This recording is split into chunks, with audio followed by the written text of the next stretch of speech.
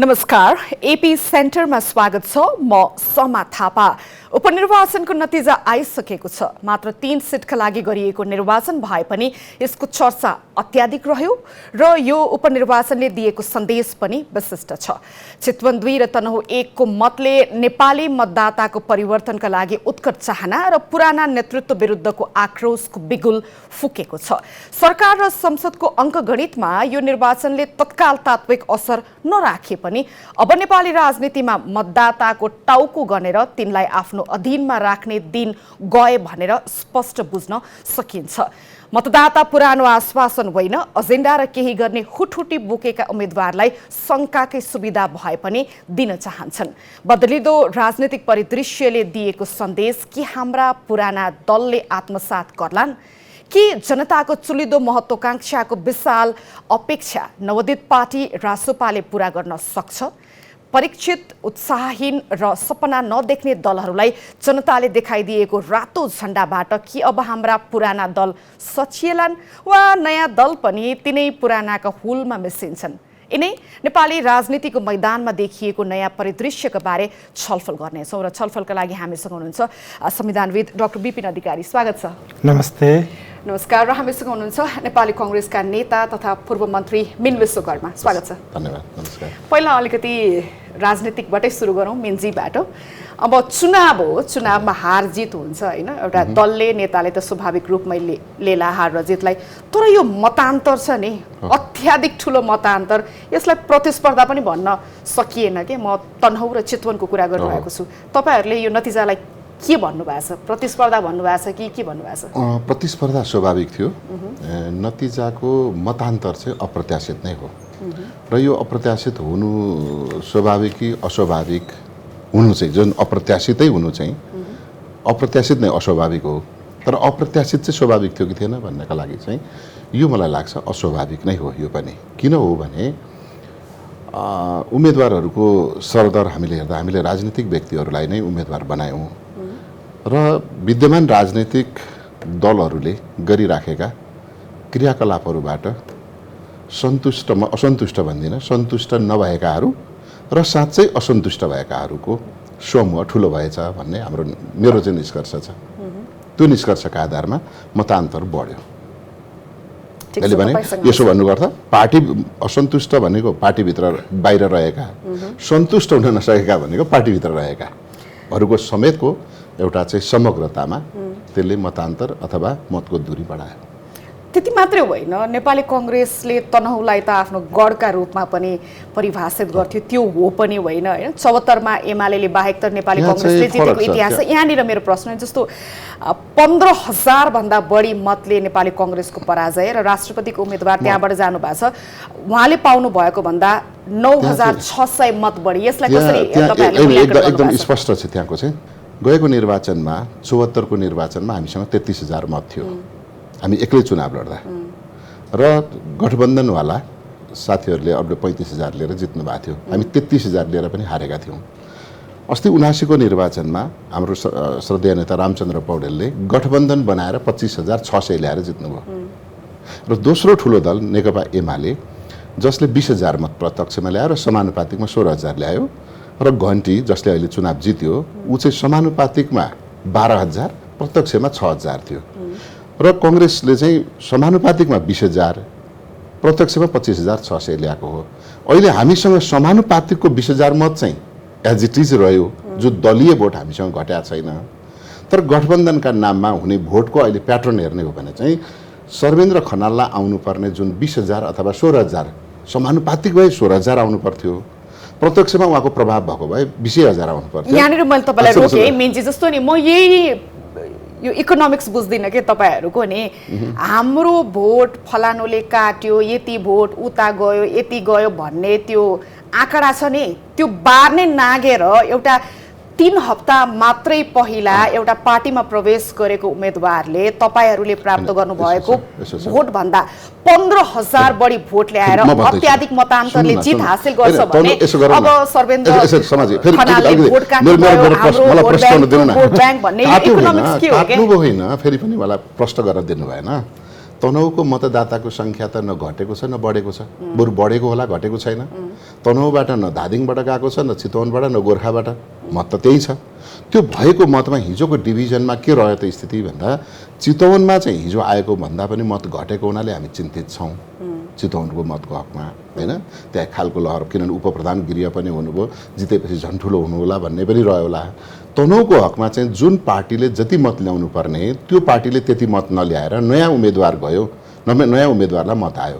हामी कङ्ग्रेसको मत हाम्रो 5000 मत घट्यो, यति मात्रै हो। यसमा मेरो एउटा लेम्यानको रूपमा असहमति चाहिँ के रहन्छ भन्दाखेरि चुनाव हो नि त, चुनावमा त जसले जित्यो उसले लिएर गयो के, त्यसमा फेरि एउटा मानिस विजेता डिक्लेयर भइसक्यो, तपाईहरु फेरि पनि सम्मान छ, हैन? हाम्रो मत खोसियो कि खोसिएन, समाजले सुन्नु न, फलानोले हाम्रो रातमा को आयो दिनमा को आयो भन्ने तर्क त अर्थै हुन्छ नि। ब्यालेट बक्समा जनताले अत्याधिक मत दिएर एउटा व्यक्तिलाई तनहुँ 1 बाट निर्वाचित गराएर पठाइसके, जो व्यक्ति तपाईकै पार्टीमा संघर्षरत हुनुहुन्थ्यो। समाज अहिले हामी इलेक्सनको पोस्टमार्टम गर्दैछौँ। पोस्टमार्टममा मान्छे मर्यो कि मरेन होइन कि, कसरी मर्यो भन्ने मात्रै कुरा गर्छ। डाक्टर विपिन अधिकारीबाट यो उपनिर्वाचनको अत्याधिक चर्चा पनि भयो, होइन। यसले संसदमा 3 थान सांसद त पठाउँछ, तर त्यति मात्रै नभएर यो नतिजाले नेपालको राष्ट्रिय राजनीतिलाई महत्त्वपूर्ण सन्देश पनि सम्भवतः दिएको छ। अब के नेपाली राजनीतिको यो धरातलीय यथार्थ परिवर्तन हुँदैछ? तपाईलाई के लाग्छ यो उपनिर्वाचनले दिएको राजनीतिक सन्देश के हो? अब सामान्यतया तपाईँ यदि अनुभवका आधारमा हेर्ने हो भने अब प्राय फ्रिन्ज पार्टीहरू, साना पार्टीहरू के हुन्छ भने चर्को एजेन्डा, अलिकति मूलधारका पार्टीहरूभन्दा फरक र अलिकति एग्रेसिभ भएरै निर्वाचन जित्ने हुन्, होइन भने त जित्दैनन्।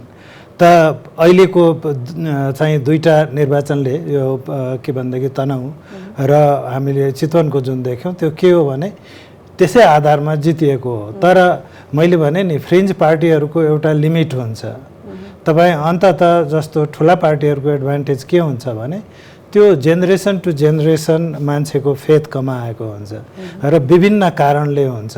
अब हो यो चाहिँ एउटा 2टा केसलाई आइडियल केस मान्ने हो भने निश्चित रूपमा त्यो जितेको हो, तर त्यसले त्यतिबाट चाहिँ धेरै ठुलो प्रोमिनेन्ट पार्टी को रूपमा डेभलप होला भन्ने मलाई लाग्दैन।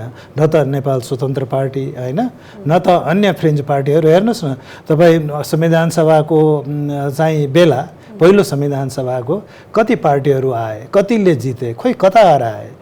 त्यो के हुन्छ भने तर यो पार्टीहरू भारत त्यो समयमा देखिएको थिएन नि अरु साना पार्टीमा, माओवादीमा बाहेक। माओवादीकै पनि त माओवादीले पनि डोमिनेन्ट पार्टी पोलिटिक्स गर्न त सकेको छैन नि। हेर्नुहोस् त, लगातार क्रान्ति गरेर आएको पार्टी यसरी क्षीण हुन्छ। अब अरू पार्टीहरूलाई चाहिँ के हुन्छ भने जस्तो यो 2टै केसमा हामी फ्रिन्ज पार्टी मात्र होइन कि दुवै उम्मेदवारहरू जित्ने उम्मेदवार त्यो कडा र उनीहरूले जित्नुपर्ने केही आधारहरू पहिलेदेखि प्रष्ट भएको अवस्था थियो। तर अब त्यसबाहेक तपाईँ त्यो मासमा जस्तो भनौँ फेरि चाहिँ आम चुनाव आउला 4 वर्षपछि, त त्यसमा पनि यस्तै होला भनेर भन्न या सबैतिर यही होला भन्न चाहिँ गाह्रो छ। कारण के हो भने पार्टी भनेको सङ्गठन हो, सङ्गठन भनेको मूल्य मान्यता हो र मूल्य मान्यता भनेको त्यो भोटरहरूलाई मोबिलाइज गर्ने कपासिटी हो।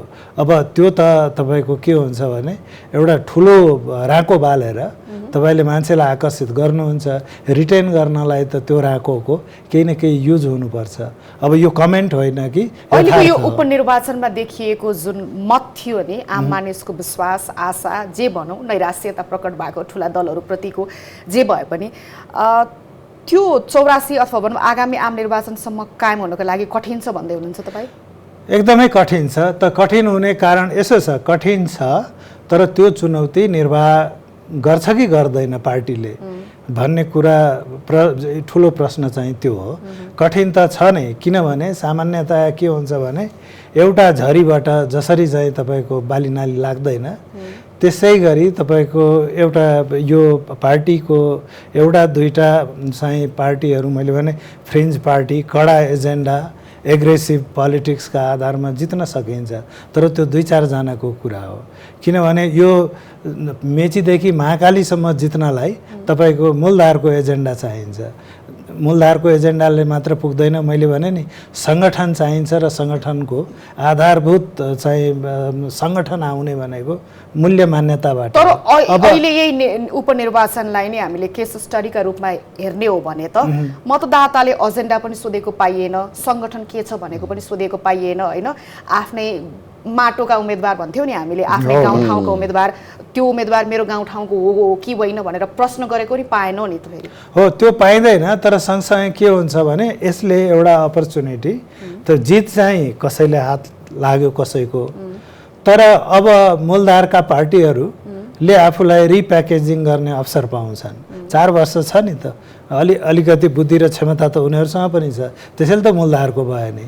आफूलाई रिप्याकेजिङ गर्लान्, आफूलाई किन हामी यति नराम्रो चाहिँ प्रधानमन्त्री पूर्व प्रधानमन्त्री सारा गएर प्रचार गर्दा मेरो क्यान्डिडेटलाई मन्त्री बनाउँछु भनेर भन्दा पनि नजितेको अवस्था छ त किन चाहिँ बोलेका कुराहरूले बुमर्याङ गर्यो? उहाँहरूले मूल्याङ्कन गर्नु होला, त्यस हुनाले त्यसलाई करेक्टिभ बाटोमा जानु होला। त त्यो करेक्टिभ बाटोमा गयो भने फेरि चुनौती चाहिँ अहिलेको जस्तो हामी यस्तै होला पछि पनि भन्न सक्दैनौँ। त एमालेको पनि मैले हेर्दाखेरि त्यही नै देख्छु। ठिक छ, अब मतदाताले जस्तै हामी शङ्काको सुविधा अहिलेको समयमा एमालेको पनि फ्लरी हो नि, तपाईँको जहिले पनि हेर्नुहोस् एग्रेसिभ एजेन्डामा चुनावमा गएको हुन्छ, तर अब मास बेस्ड पार्टी भएपछि त्यही एग्रेसिभ एजेन्डामा शासन गर्न सक्दैन। आज हाम्रो प्रधानमन्त्रीको पनि हालत त्यही नै होइन कि क्रान्ति गरेर आएको तर हाउसमा उहाँको चाहिँ प्रेजेन्स। यहाँनिर तपाईँलाई एउटा प्रश्न राखेँ अनि त्यसपछि म मिन्जी भाटामा जान चाहे। जस्तो तपाईँले यो मास बेस्ड पोलिटिक्स भन्नुभएको छ नि, अहिले एमालेकै कुरा आयो, म एमालेकै उदाहरण दिएर अर्को एउटा प्रश्न राख्न गइरहेको छु। एमालेको सङ्गठन अत्यन्तै बलियो र चुस्त छ। अहिले मिसन ग्रासरुट भनेर वडा टोलमै पुगेको छ एमाले होइन, आम मानिसलाई आफ्ना भिजन अथवा पार्टीको एजेन्डा बताउनको लागि। तर पनि यो बिचमा एजेन्डा के हो भनेर पनि प्रश्न नपारिसकेको दलप्रति आम मतदाताको आकर्षण छ के तपाईँलाई लाग्दैन? जसरी हामीले एजेन्डा भन्छौँ होइन, मास बेस्ड पोलिटिक्स गर्ने ठुला दल पुराना दल जे भने पनि ती दलहरूको यो एजेन्डा छ नि आम मानिसलाई छुने एजेन्डा नै छैन। तिनीहरू आम मानिसको दैनिकीबाट उल्टिसकेका छन्। यसको रिएक्सन देखिएला। तपाईँको सङ्गठन चुस्त भए पनि, जति नै तपाईँले मिसन ग्रासरुट अथवा यही नाममा अरू कार्यक्रम गरे पनि, जब तपाईँ जनतालाई छुने एजेन्डा पस्कन सक्नुहुन्न, तपाईँको त्यो चुस्तता सङ्गठन त निष्प्रभावी हुन्छ नि। हो, मैले भने जस्तो भनौँ एउटा स्वतन्त्र क्यान्डिडेट का लागि या स्वतन्त्र नभयो भने पनि अहिलेको जुन हाम्रो दुईटा जितेका क्यान्डिडेटहरू हुन्छ उहाँहरूको दृष्टिकोणमा हेर्नुभयो भने उहाँहरू चर्कोसँग जान सक्नुहुन्थ्यो। त्यसरी जस्तै गोविन्द भट्टराई फर इक्जाम्पल असाध्यै असल राम्रो त्यो के भनेदेखि र अलि टलरेन्स भएको मान्छे पनि हो। अब मतदाताले स्वीकार गरेन किनभने उसले चाहिँ के यो चर्को र चाहिँ अल्टरनेटिभ खोज्ने जुन मुड छ उसको हो त्यो बाटोमा ऊ हिँड्यो। तर मैले भने नि यो 2-4वटा केसमा हो कि साँच्चीकै यो सम्पूर्ण देशमा यो प्रिभेल गर्छ भन्ने कुरो अहिले यो दुईटा टेस्ट केसले भन्न सक्दैन। समयले बताउला। त्यो समयले बताउला। मलाई चाहिँ त्यस्तो लाग्दछ र मैले भनेको कुरो केवल यो दुईटा केसलाई मात्र भनेको होइन। संसारभरिका फ्रिन्ज पार्टीहरू बडो चाहिँ एकदमसँगले हत्केलामा तपाईँ मुसारेरै आएको हुन्छ, एकदम एग्रेसिभली आएको हुन्छ, तर शासन गर्ने ठाउँमा पुग्न सक्दैनन् किनभने त्यहाँ पुग्न जे कुरो चाहिन्छ त्यो चाहिँ यिनीहरूसँग हुँदैन। अब यो पार्टीले यदि प्राप्त कुनै पनि पार्टी सुन्नुहोस् न, हाम्रो अहिलेकै पुरानो पार्टी पनि नेपाली कङ्ग्रेस भन्नुहोस् अथवा नेकपा एमाले कुनै दिन त नयाँ थिए नि त होइन र? हो थियो, तर यस्तो छ के देखिन्छ भने यत्रो लामो राजनैतिक जीवनमा उनीहरूले जति एउटा मेन भ्याल्यु आफ्ना लागि स्थापित गरेका छन् त्यो अहिले पनि फ्रिन्ज पार्टीहरूभन्दा बलियो छ। तर फेरि पनि मतमा त देखिएन। यो मेन विश्वकर्माजीलाई मेरो प्रश्न नि, यो दुईटा मैले भने दुईटा केस टेस्ट केस हो कि यो नेसनल चाहिँ तपाईँको ट्रेन्ड हो भन्ने कुरामा बडो सतर्क हुनुपर्छ। ठिक छ, अघि तपाईँले भन्दै हुनुहुन्थ्यो कि अब यो चुनावको हारको चाहिँ हामी पोस्टमार्टम गरिरहेछौँ पार्टीमा भनेर। पार्टी सभापति तपाईँको पार्टीका सभापति खासै बोल्नुहुन्थेन, तर अहिले चाहिँ यो चुनावको नतिजापछि बोलेको पनि सुनियो होइन। पुराना नेताका काम कारवाहीहरू त्याग र देनलाई पनि जनता समक्ष लानु पर्यो भन्ने किसिमको उहाँको अभिव्यक्ति थियो। अब 48 सालदेखि नेपाली कङ्ग्रेसले यो आफ्नो गढ मान्दै आएको तनहुमा राजसपाको प्रवेश भयो र जित पनि अब क्लिन स्विप जस्तै भयो नि। यसलाई तपाईँले पोस्टमार्टम गर्दैछौँ भनेर भनिरहँदा धेरैले चाहिँ यो एउटा हार, एउटा उम्मेदवारको हार मात्रै होइन नेपाली कङ्ग्रेसको, निषेध र गुटको राजनीतिमाथि मतदातालाई दिएको छापर पनि हो भन्छन्। तपाईँहरू त्यसरी पोस्टमार्टम गर्दै हुनुहुन्छ वा तपाईँहरूको बुझाइ अर्कै छ? होइन, बुझाइ होइन, समग्रतामा हाम्रो छुट्टै बुझाइ हुनुपर्छ भन्ने पनि म भन्दिनँ र छुट्टै बुझाइ पनि छैन। एउटै बुझाइको बुझ्ने तरिका मात्रै फरक हुन सक्ला, तरिका मात्रै। समग्रतामा विद्यमान राजनीतिक दलहरूका लामो अभ्यास, क्रियाकलाप र उनीहरूले गरेको सर्भिस डेलिभरी अथवा यसलाई भन्ने हो भने अझ बुझ्ने भाषामा गुड गभर्नेन्स, सुशासनको कुरा, यी सबैसँग जोडिँदै बग्दै थेग्रिँदै सङ्लिँदै जाने अभ्यासमा लामो समय भइसकेपछि केही न केही नराम्रा कुराहरू पनि समाजमा देखा पर्छन्, जनताका बिचमा, मतदाताका बिचमा देखा पर्छन्। अघि विपिन सरले भन्नुभयो जस्तै के हुन्छ भने नयाँ जन्मिएका पार्टीले त्यो थेग्रिएको थेगरकोलाई नकारात्मक व्याख्या गरेर बोकेर जाने एउटा चाहिँ छुट पनि हुन्छ, अवसर हुन्छ र त्यसलाई कति ऱ्यापिडली, कति एग्रेसिभली लिएर जान्छ त्यो कुरामा भर पर्ने हो। तनहुमा नै पर्नुको कारण चाहिँ कङ्ग्रेसभित्रकै अब कङ्ग्रेसमै आस्था राख्ने, कङ्ग्रेसमै लामो काम गरेको, कङ्ग्रेसमै हामीले नै सबै कुराहरू उहाँलाई चाहिँ त्यो ठाउँमा पुर्याएका, हामीले राम्रो भनेका मानिस, अझ भनौँ न हामीले राम्रो भनेर छानेका मानिसलाई नै आकस्मिक रूपमा प्रतिस्पर्धामा लगिसकेपछि त्यसको मूल क्षति त कङ्ग्रेसलाई नै हुने भयो। त्यो त स्वाभाविक नै हो। तपाईँहरूले राम्रो मान्नु भएको भए टिकटै दिनु भएन त? टिकट त दिया हो नि त। कहाँबाट दिनुभएको थियो? टिकट त उहाँले यहाँनिर यहाँ चितवन 2 भनेको, चितवन 2मा त हामीले अब हार्ने ठाउँको टिकट दिएर भएन नि त, होइन? यसो नि त। अनि हार्ने ठाउँमा र जित्ने ठाउँमा भन्ने हुन्छ चुनावमा पनि। फुटबलको टुर्नामेन्ट हुँदै गर्दा मलाई फलानु टिमसँग पारिदिनु होला भन्नु त मिल्दैन नि त। उहाँलाई चुनावमा उहाँले प्रेडिक्टेड पनि होइन, लडिनु भयो नि त, जितनारायण जिता लड्नुभयो त, अनि रामप्रसाद नेउपाने पनि लड्नुभयो नि त। भने उहाँ यस्तो व्यक्ति हो। एउटा कुरा म यहाँलाई स्मरण गराउँछु, पहिलो कुरा चाहिँ के छ भने नेपाली कङ्ग्रेस पार्टी, नेकपा एमाले नै पनि अथवा जो पार्टीहरू मूल्य मान्यतालाई शिरमा राखेर ज्यान हत्केलामा राखेर लडे ती पार्टीहरू व्यक्ति केन्द्रित छैनन्। पहिलो कुरा यो बुझिदिनु पर्यो। किनभने हामीले लड्दाखेरि 7 सालदेखि अहिले 77सम्म आइपुग्दा पनि हामीले लडेको व्यवस्थाका लागि नै हो। व्यवस्था विधि प्रक्रियासँग लडेका हौँ। हामी चित्रका बारेमा लडेका होइनौँ, चरित्रका लागि लडेका हौँ। हामी विधि पद्धति र प्रक्रियाका लागि लडेको हुनाले जुनसुकै बेला हार्ने, जस्तो नेपाली कङ्ग्रेसले 165वटा निर्वाचन क्षेत्रमा उम्मेदवार बनाउँदै गर्दा होइन 165 त जित्दैन। अस्ति हामीले 91 त्यो त बुझेँ कि तर तपाईले हाम्रै पार्टीको एकदमै राम्रो मान्छे, चाहिने मान्छे, बुझेको मान्छे अर्को पार्टीमा गएर अचानक आकस्मिक रूपमा चुनाव लड्नु भयो भने तपाईले भनिरहँदा हैन, तपाईले भनिरहँदा त्यति मैले भने जति मानिस रहेछ भने उसलाई सांसद बनाऊ भन्ने हेतुले दिनु पर्थ्यो भनेर मलाई मैले भनेको जति मात्रै भनिदिनु होला न। मैले भनेको मात्रै चाहिँ के हो भने जुन व्यक्ति असल हुन् भनेर हाम्रो पार्टीको सदस्य पनि बनायौँ। सामान्य सदस्यहरूले अरू त्यति नै योग्यता भएका सदस्यहरूले पाउने भन्दा उहाँलाई बढी दिइरह्यौँ, फेरि पनि दिन राख्यौँ। तपाईँ राष्ट्रपतिको सल्लाह सुन्नु न। निषेधको राजनीति मलाई त देश निकाला गर्नेसम्मको अभ्यास नेपाली कङ्ग्रेसमा हुँदै थियो भनेर खुल्लमखुल्ला भन्नुभएको छ। खुल्लमखुल्ला के भन्नुभयो एउटा त मैले पनि सुने। मलाई राष्ट्रपतिको सल्लाहकार बनाउन राष्ट्रपतिले बोलाउनु भयो, म गएँ। सुन्नु, राष्ट्रपतिले होइन, नमाने होइन, मलाई राष्ट्रपतिको राज्य मन्त्री सरह हुने रहेछ भनेर मलाई ऐन देखाउनु भयो। मैले राज्य मन्त्री सरह त बस्दिनँ भनेपछि मन्त्री सरह त अलिक यहाँ मिल्दैन भन्नुभयो। त्यो मिल्दैन भनेपछि मैले सेवा सुविधा बरु चाहिँदैन, मलाई मन्त्री सरह दिनुहोस् भने उहाँले म कानुनमा मिलाउँछु, अहिले बस्देऊ सोडिम भनेर भन्नुभयो। मलाई त्यो मन परेन र म हिँडेँ भन्नुभएको छ। उहाँले आफ्नै मुखले मिडियामै भन्नुभएको छ। भनेपछि मैले यहाँभन्दा बढ्ता बोल्ने अधिकार पनि छैन। र अर्को कुरा सँगसँगै उहाँले जसलाई चिठी लेखेर पार्टी छोड्नुभयो होइन, श्रद्धेय नेता शेखर कोइरालालाई, उहाँले आफैले फेरि के भन्नुभयो भने मैले चितवनमा जाऊ भनेको, म रविसँग लड्दिनँ भन्नुभयो। भनेपछि कहाँनिर देखियो तालमेल त भन्दा रवि र उहाँको पहिल्यै साँठगाँठ रहेछ। हामीले उहाँलाई राष्ट्रपति मन्त्री शरद दिएको भए पनि उहाँ नबस्नु हुने रहेछ, जाने खुट्टा उचालिसक्नु भएको रहेछ। तर त्यो उहाँलाई राम्रो मान्छे भनेर कसरी चिन्नुहुन्छ त नेपाली बुद्धिजीवीहरूको चाहिँ सर्कलमा, राजनीतिज्ञको सर्कलमा, अर्थविदहरूको सर्कलमा भन्दा नेपाली काङ्ग्रेसका स्वर्णिम वाग्ले भनेर चिन्या हो नि त, होइन? काठमाडौँका अथवा चितवनका अथवा गोर्खाका स्वर्णिम वाग्ले भनेर चिन्या त कङ्ग्रेससँग नजोडिएको भए चाहिँ उहाँ चिन्नु हुन्थेन। हुन्थ्यो होला होइन, तर धेरै मानिसहरू उहाँ हुनुहुन्छ नि त। हामीले प्लानिङ कमिसन सिङ्गल पर्सन पोस्टमा दियौँ नि त, पद सिङ्गल पोस्ट दियौँ नि त उहाँलाई। समूहमा 100 जनाको समूहमा कमिटीमा राखेको त होइन। जस्तो नेपालको प्रधानमन्त्रीको नाम कण्ठ हुन्छ, प्लानिङ कमिसनको उपाध्यक्षको नाम कण्ठ हुन्छ, महाधिवक्ताको नाम कण्ठ हुन्छ होइन, किनभने त्यो सिङ्गल पोस्ट हो।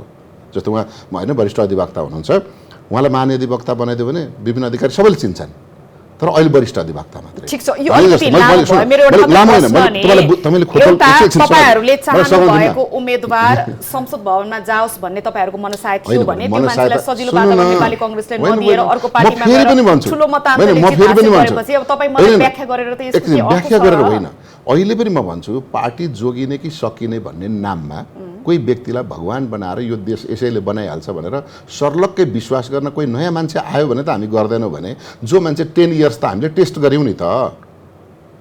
उहाँले के विकास गर्नुहुन्छ होला? प्लानिङ कमिसनको सदस्य 5 वर्ष हुनुभयो, बाँकी 5 वर्ष उपाध्यक्ष हुनुभयो। उहाँको के हो नीति, अर्थनीति के हो, उहाँका योजना खास योजना के हुन्? देशको गरिबी सुन अब उहाँले सांसदको शपथै लिनु भएको छैन, कामै सुरु गर्नु भएको छैन, भर्खर निर्वाचन जित्नु भयो तपाईहरु। आज तपाईको मेरो कुरा मिलेन। म कहाँनेरि भन्दैछु भने कोही मानिस नयाँ पक्कै अन्तरिक्षबाट आएको यो मान्छेले नेपाललाई चमत्कार गरेर झिलिमिली बनाइहाल्छ भनेर व्याख्या गर्ने रविजीको जस्तो व्याख्या गर्न समेत रविजीलाई छुट छ, किन रविजी टेस्टेड मान्छे होइन। तर स्वर्णिम वागले त मैले भने कस्तो को मान्छेले विकास गर्ने? सांसद त म पनि 10 वर्ष भएँ त, तर मैले मेरो गाउँमा बाटो लान त पुनर्निर्माणका काममा भयंकर काम गरे भन्न उहाँले भनिरहनु भएको छ। त किन भन्नुहुन्न? म भएँ, सुन्नु न, म मन्त्री पनि भएँ, सांसद पनि भएँ, 5 वर्ष सांसद भएँ, 6-7 महिना मन्त्री भएँ। मैले पनि हात जोडेर स्वर्णिमजीलाई जानु पर्थ्यो, स्वर्णिमजी मेरो 2टा बाटो हालिदिनु न भन्न जानु पर्थ्यो। अब मेरो पदमा उहाँ आउन खोज्दै हुनुहुन्छ, जो हात जोड्ने पद थियो कि प्लानिङ कमिसनको उपाध्यक्षलाई गएर हजुर मेरो 2टा बाटो हालिदिनु न, मेरो स्कुलको छाना हालिदिनु न, मेरो टोलमा कल्भर्ट बनाइदिनु न, मेरो एउटा ड्रेन बनाइदिनु न। ठीक छ, हामी एकदमै यो विषयान्तर भयो। विषयान्त भएको छैन। प्रश्न यति मात्रै थियो कि यो तपाईहरुले नि इस्लाम चुनावका समयमा टिकट नदिने परिपाटीले तपाईहरुलाई घात गर्यो भन्ने प्रश्न मात्रै हो। मेरो तपाई एकदमै विषयान्तर भयो के? तपाईले प्रश्न कोट्याउनुहुन्छ अनि फेरि मलाई विषयान्तर भन्नुहुन्छ। भर्खरै शपथै ग्रहण गर्नु भएको छैन, उहाँसँग के अपेक्षा गर्ने भन्ने तपाईको जिज्ञासासँग म उहाँको अनुभव सुनाइदिँदैछु के। त उहाँले के भनिरहनु भएको छ भने ड्राइभिङ सिटमा बस्दा केही पनि गर्न सकिन रे, अब मलाई प्यासेन्जरको लास्टको सिटमा राखेपछि सबै थोक गर्छु भनेर आउनेलाई भोट किन नहालेको भन्नेको तपाईँको प्रश्नसँगको मेरो उत्तर हो यो। अब त कहिलेकाहीँ ड्राइभर भन्दा निपुण प्यासेन्जर पनि हुन सक्छ कि कुनै मोड र घुम्तीमा ड्राइभरले त्यो घुम्ती कटाउन सकेन भने प्यासेन्जरसँग पनि त लाइसेन्स आज म कुरा बुझिरहेको छैन, आजको इन्टरभ्यूमा कुरा बुझिरहेको छैन। सुन्न, म जतिसुकै जान्ने भए पनि पाइलट चाहिँ प्यासेन्जरको सिटमा बस्यो भने प्लेनको अवतरण राम्रो हुन्छ।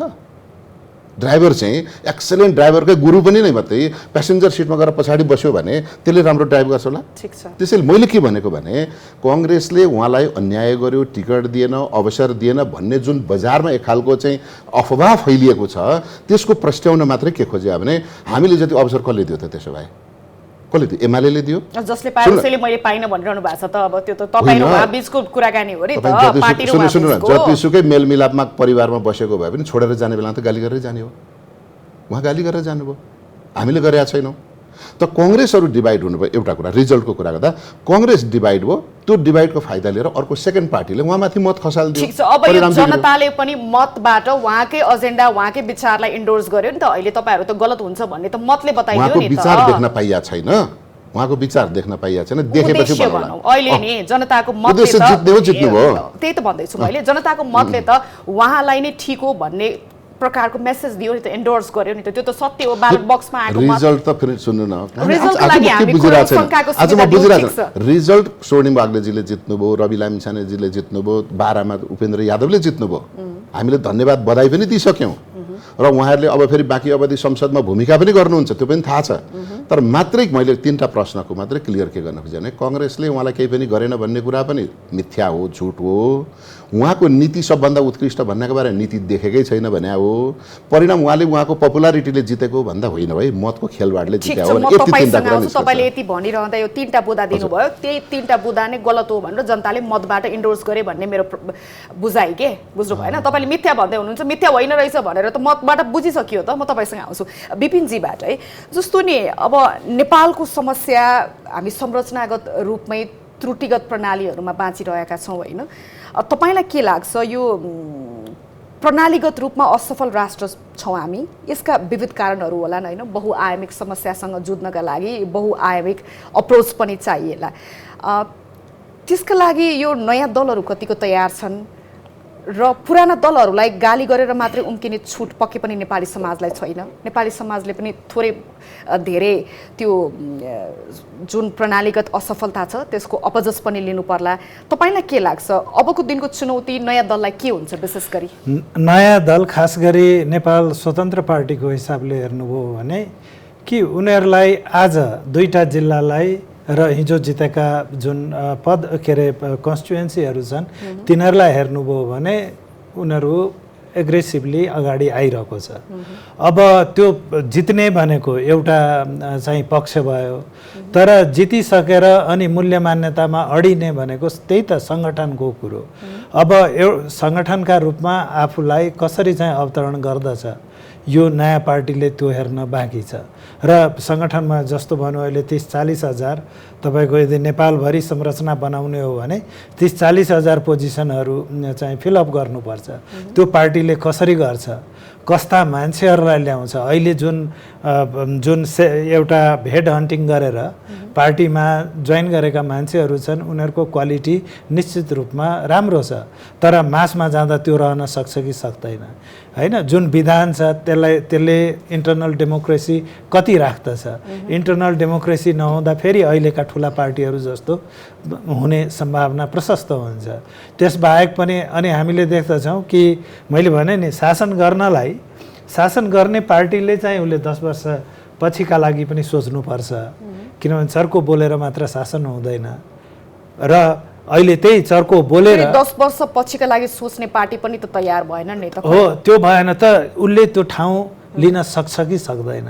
अनि त्यो लिन सक्यो भने निश्चित रूपमा अगाडि बढ्ला, होइन भने मलाई लाग्दछ केवल यसलाई मात्र आधार बनाएर अब 84 को इलेक्सन चाहिँ यही पार्टीले सिग्निफिकेन्टली लिड गर्ला भन्ने मलाई लाग्दैन। तर त्यो भाष्य स्थापित हुन खोज्दैछ फेरि, त्यो हुन खोज्दैछ। यस्तो छ अहिले त्यस्तो लाग्दछ।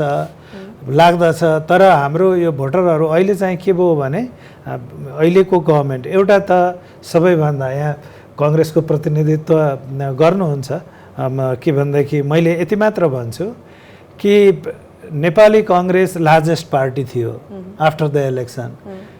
सरकार बनाउने उसको अधिकार थियो, संवैधानिक अधिकार, उसले कम्प्रोमाइज गर्यो। आज चाहिँ के छ भने एउटा इन्सिग्निफिकेन्ट पार्टीको चाहिँ प्रधानमन्त्री हुनुहुन्छ, चित्त दुखाउनु हुँदैन। उहाँको हैसियत सेकेन्ड लार्जेस्ट पार्टी पनि होइन, फर्स्ट लार्जेस्ट पार्टी पनि होइन। अब 12% भोट भएको पार्टीले गभर्मेन्ट बनाएको छ। अनि कसरी परिवर्तन गर्छ, उसले कसरी लिड गर्छ, उसले कसरी चाहिँ जनताको चाहनाको अभिव्यक्ति गर्दछ। त जस्तै हामीसँग कोलिसन गभर्मेन्ट बन्यो, कोलिसनको नियम स्थापित मान्यता के हो भने कोलिसनको नेतृत्व त्यसले गर्ने हो जो चाहिँ सबैभन्दा लार्जेस्ट पार्टी हो। अनि त्यो लार्जेस्ट पार्टीले केही गिभन ग्राउन्ड्समा म गर्दिनँ भन्छ भने सेकेन्ड पार्टी आउँछ, या फर्स्ट र सेकेन्ड मिलेर अनि देशलाई एउटा स्टेबल लिडरसिप दिन्छन्। यहाँ त अरबौं रुपियाँ देशले खर्च गरेको छ। अहिले पनि चुनावको म्यान्डेटकै अपमान हो, खास गर्ने हो भने म्यान्डेटको अपमान हो नि त त्यो हो। त्यो किन भयो भने किनभने हाम्रो पोलिटिकल डिस्कोर्सहरू चाहिँ यो रूपमा भयभीत छ कि उसले आफ्नो म्यान्डेट अनुसार शासन बनाउने होइन, हामी गर्छौँ, हामी हो पहिलो, हामीलाई राष्ट्रपतिले पहिले या त हामीले संयुक्त सरकार बनाउँछौँ या अल्पमतको सरकार बनाउँछौँ। नो सेकेन्ड पार्टी पहिलो पार्टीले हामी बनाउँछौँ भनेर दाबी गर्दा गर्दै तेस्रोले दोस्रोसँग मिलेर सरकार गठन गर्ला भन्ने भए नि त। यो किन हो त्यसको कारण के हो भने हाम्रो संविधानमा क्ल्यारिटी हुँदाहुँदै पनि हाम्रा पार्टीहरूमा क्ल्यारिटी छैन। भन्नु पर्दथ्यो नि त नेपाली काङ्ग्रेसको लिडरसिपले कि राष्ट्रपतिज्यू खबरदार, जितेर आएको सानो हैसियत होला तर सानो मध्येको ठुलो हैसियत त मेरै हो, तपाईँले नेतृत्व गर्ने हो भने अब मलाई दिनुपर्छ। अब यो के हो भने हेर्नुहोस्, तपाईँ संसद भनेपछि त जहिले पनि 8-10 वटा पार्टी हुन्छन्। त्यो सबै फ्रिन्ज पार्टीहरू मिलाएर गभर्मेन्ट बनाउने भनेको होइन। निर्वाचन यदि त्यतिका लागि गर्ने हो भने त सडकबाटै बनाए भइहाल्यो नि। निर्वाचन किन गराइन्छ भने कसको म्यान्डेट ठुलो हो, अनि म्यान्डेट मेरो ठुलो छ, राष्ट्रपतिले कसरी दोस्रो तेस्रो चौथो पार्टीमा जानुहुन्छ?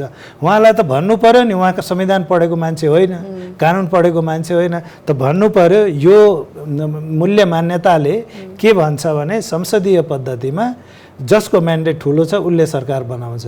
अब उसले सरकार बनाउँदा स्थिर सरकार दिने हो, टिकाउ सरकार दिने हो, बलियो सरकार दिने हो, अनि त्यसका लागि दोस्रो पार्टी पनि उसले जोड्नुपर्छ। आज म काठमाडौँको मात्र सङ्घीय सरकारको मात्र कुरा गरिरहेको छैन, नेपालमा कुनै पनि यो जुन प्रोभिन्सहरू छन्, प्रदेशहरू छन्, यिनीहरू सफल हुन गइरहेको छैन। किनभने त्यसको कारण के हो भने म्यान्डेट पाएको पार्टीले दोस्रो म्यान्डेटसँग मिलेर सरकार बनाउन सकेको छैन। अब यो अस्थिरता यति भयो भने अनि प्रादेशिकता कायम हुन्छ त? प्रादेशिकता कायम देशका समस्याहरू एकदमै चुलिदो छ, प्रणालीमै समस्या भनेर भन्न थालियो र अनुभूत पनि गर्न थालेका छौँ। यो चेन्ज म भन्छु जो चाहिँ गेम चेन्जर हो नि, हो गेम चेन्जरले आफ्नो मूल्य मान्यताबाट स्थापित गर्नु पर्यो आफूलाई। अब हिजो मैले भने जस्तो भनौँ हामीहरू त साथीभाइ नै हो, त्यस हुनाले अब स्वर्णिमजीको बारेमा मैले टिप्पणी गरिराख्नु जरुरी छैन, र जति टिप्पणी गर्यो भने पनि उहाँ एउटा लायक मान्छे हो, योग्य मान्छे हो, पढे लेखेको मान्छे हो, र नेपाली कङ्ग्रेसले उहाँलाई प्रशस्त चाहिँ ठाउँ पनि दिएको हो। उहाँले जब छोड्नुभयो पार्टी, उहाँको शुभेच्छु भएको हुनाले मैले सानो ट्विट गरेको थिएँ किनभने उहाँले अलि हतार गर्नुभयो। यो त्यो उहाँको व्यक्तिगत स्वतन्त्रता पनि हो। म पुरा गर्छु। मेरो भनाइ के थियो भने कि उहाँमाथि अलिकति अन्याय भयो होला, तर ठुलो पार्टीको जुन वैभव हुन्छ नि त्यो सिट मात्र होइन त, त्यो ढिलो चाँडो स्वर्णिमको कपासिटीको मान्छेलाई तपाईँ कोसीलाई तपाईँ छेक्न सक्नुहुन्छ? त्यो त आउँछ, एउटा बाटो लिन्छ त्यसले त। अब छोड्दाखेरि के भयो भने उहाँले अब कहिले चाहिँ त्यो यत्रो सङ्गठन होला जुन सङ्गठन तपाईँ नेपालमा म ठाउँमा भन्छु व्यक्तिको स्वतन्त्रता पनि होइन, स्वतन्त्रता हो, यही हो नि त। कतै कोसीमै थुनिएर बस्न चाहन्न, म अरूमै मिसिन चाहन्छु भन्ने कोही मानिसले भन्छ भने त्यसलाई त हामी लोकतन्त्रमा त सम्मान। बाबुराम भट्टराई नेपाली काङ्ग्रेसमा भएको भए बाबुराम भट्टराईको एउटा प्रिन्ट देखिन्थ्यो होला नेपाली कङ्ग्रेसमा, देशमा। ठिक छ, त्यो व्यक्तिले नै भोला एग्रेसिभली। ठिक छ, नजाऊ। अब उहाँ त डेमोक्रेट मान्छे होइन, त्यस हुनाले उहाँको बारेमा त्यो अपेक्षा मेरो छैन, तर स्वर्णिम वाग्लेसँग धेरै कुरो छ। उहाँ बाहिर गए पनि त भोट हाल्ने त अधिकांश त्यही नेपाली कङ्ग्रेसकै थिए। हामीले कङ्ग्रेसको तपाईँको भोट अब स्यालको सिंह बिलायो जस्तो कहाँ बिलायो त?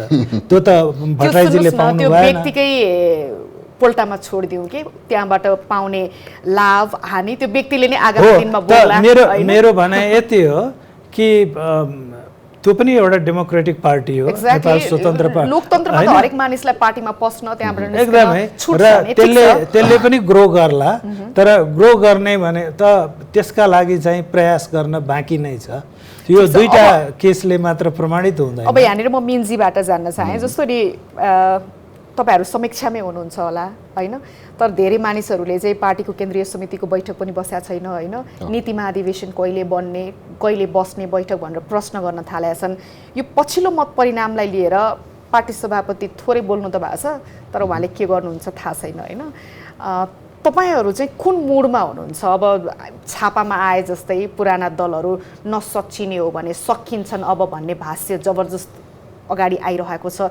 यो पार्टीभित्र त्यही गम्भीरताका साथ यी बहसहरूले प्रवेश पाउँछन् वा फेरि पनि सरकारले पूर्णता पाएन कसलाई मन्त्री बनाउने भन्नेमै तपाईहरु हुनुहुन्छ? के छ सुन्नु न, एउटा कुरा चाहिँ स्थायी मान्यता के हो भने कुनै घरमा त्यो घरभित्र समस्या पर्यो भने त्यो घरका मानिसलाई भन्दा बढ्ता छिमेकीलाई चिन्ता परेको होला भन्ने जुन हाम्रो बुझाइ छ कि मैले त्यो बुझाइ कति राम्रो हो भन्ने बारेमा छलफल गरौँ।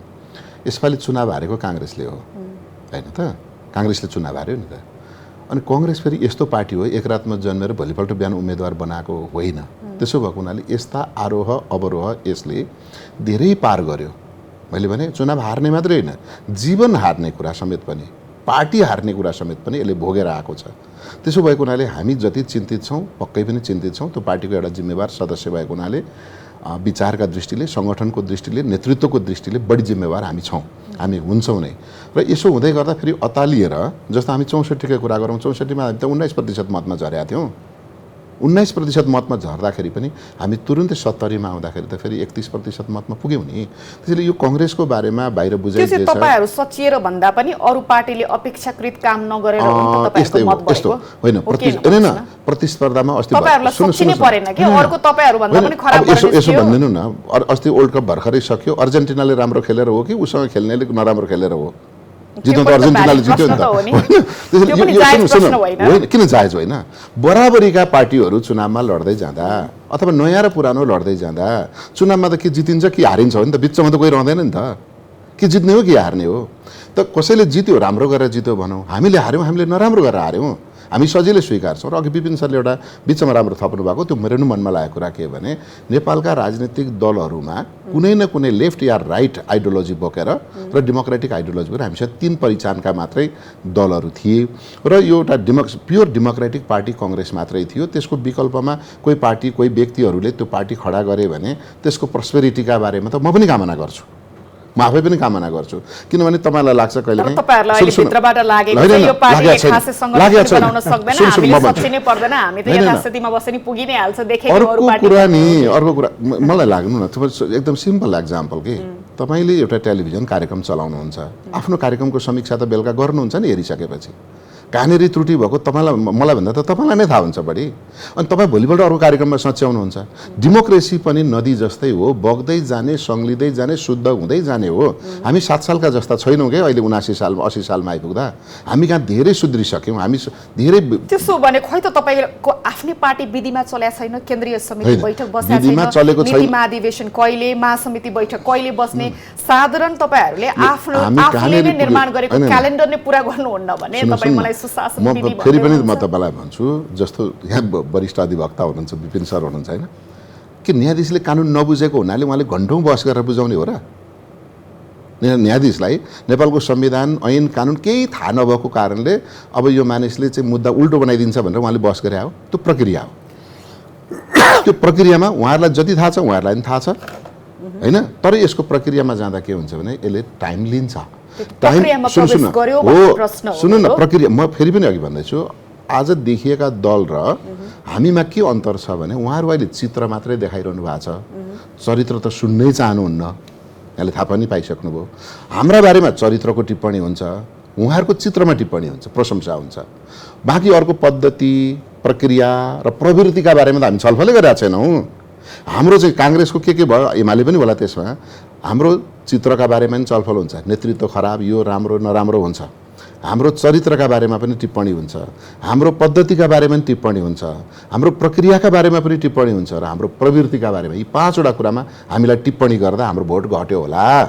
तर अहिले जसले जित्नुभयो उहाँको चित्र बाहेक केमा छलफल भएको छ ठीक छ चरित्र देखाउने मौका पाएको छैन नि त चरित्र देखाउने समयसम्म चरित्र देखाउन संसदमै आउनुपर्छ र चरित्र देखाउन संसदमा आउनु पर्यो संसदको भूमिका हेर्नु पर्यो। चरित्र देखाउनका लागि संसदमै आउनुपर्छ भन्ने लाग्दैन है स्टेजमै आउनुपर्छ भन्ने लाग्दैन चरित्र बाटोमा गाउँमा टोलमा परिवारमा जहीँ पनि हुन्छ समीक्षा हुन्छ त्यो समीक्षा उहाँहरूको भएको छैन अब हुन्छ होला उहाँलाई चाहिँ अब शङ्काको सुविधा दिउँ हैन। अब यहाँले भन्नुभएको छ हामी के गर्दैछौँ भन्दा गर्दैछौँ काङ्ग्रेसले त्यही हो ठुलो पार्टी छ धेरै विधि प्रक्रियाहरू मिलाउनुपर्छ सहमति गर्नुपर्छ सहमति गर्दाखेरि लोकतान्त्रिक पार्टीमा अरू चाहिँ तानाशाही पार्टीभन्दा अलिक ढिलो चाहिँ हुन्छ।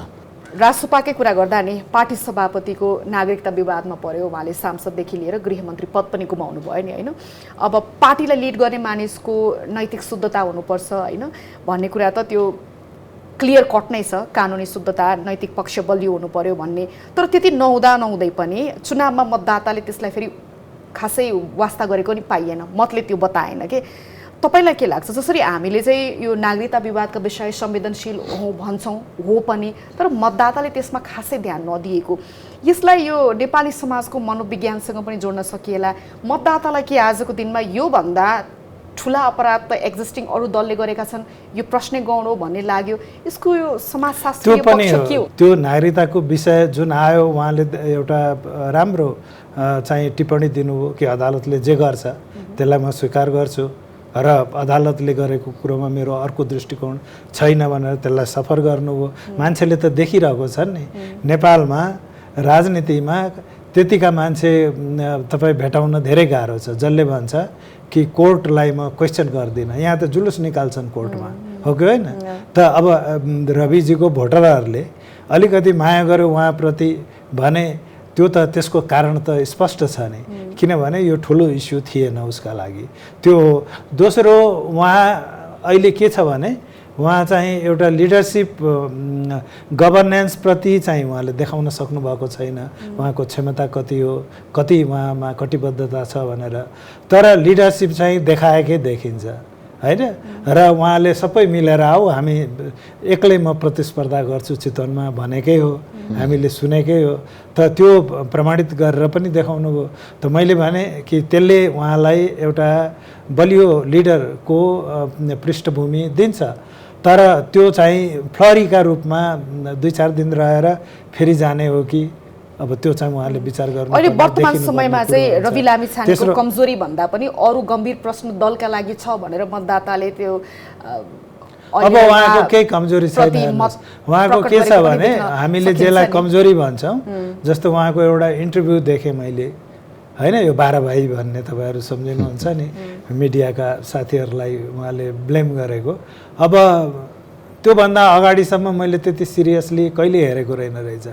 मलाई चाहिँ के लाग्यो भने एउटा यत्रो भविष्य भएको मान्छे उहाँ चाहिँ एकदमै एग्रेसिभ हुनुभयो भन्ने लाग्यो।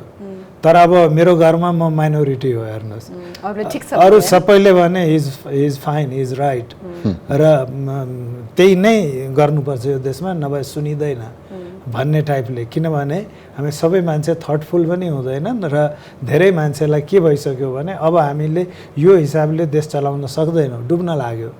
अनि उहाँमा एउटा के भन्दाखेरि भविष्य उहाँको चाहिँ देख्न खोजिरहेको छ जनताले।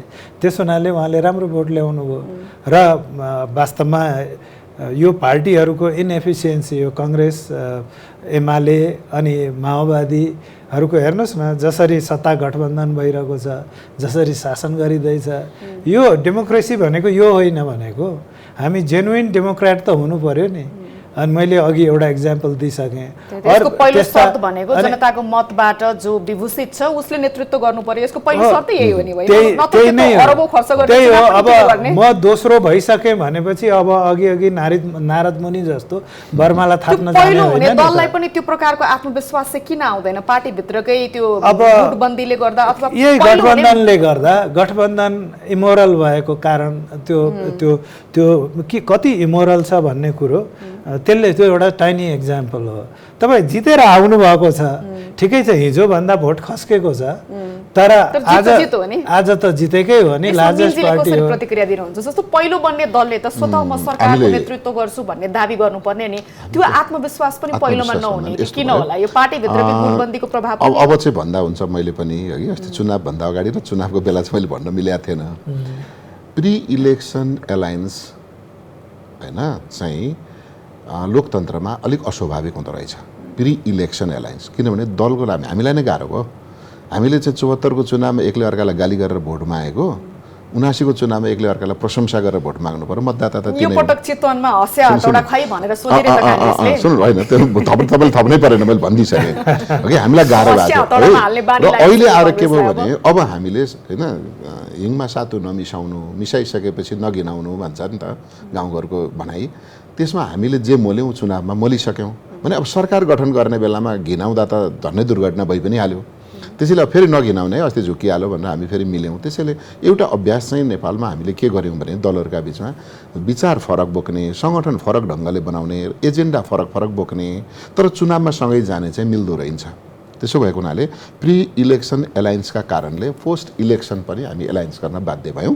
त्यो बाध्यताको बिचमा सरकार अहिले छ। कसै एक दलले चुनाव सरले भने जस्तो सरकार बनाउने स्थितिमा हामी कहाँ धेरै संवैधानिक अङ्ग बिचको पनि कम्फर्टेबिलिटी थिएन, त्यो बेला त्यो कम्फर्ट अवस्था थिएन। त्यसो भएको हुनाले एकले अर्कालाई दाउ खेल्ने मात्रै, छिर्के दाउ खेल्ने मात्रै स्थिति बन्यो नेपालको राजनीतिमा। त्यसैले राजनीतिक स्थायित्वको लागि संविधानको रक्षा गरौँ र केही मुद्दाहरूमा एक ठाउँमा बसेर केही समय काम गरौँ भनेर हामी सँगसँगै छौँ, जसका कारणले गठबन्धन छ। यो अप्राकृतिक होला, अस्वाभाविक होला, तर व्यावहारिक छ। त्यसो भएको हुनाले हामी ठाउँमा छौँ। ठिक छ, अब नतिजा कति दिन्छ त्यो हेर्न हैन, बाँकी छ। व्यावहारिक पनि भएन। छेक छन्दराहरू देखिएको छैन। व्यावहारिक भएन। हामी यति असन्तुष्ट छौँ, आइडियोलोजी नै कांग्रेसलाई भोट विपरीत हालेको धारको मान्छे दलहरू छ। तपाईँ त्यो व्यावहारिक भएन। मतलब एउटा डेमोक्रेसी भनेको जनताको शासन हो।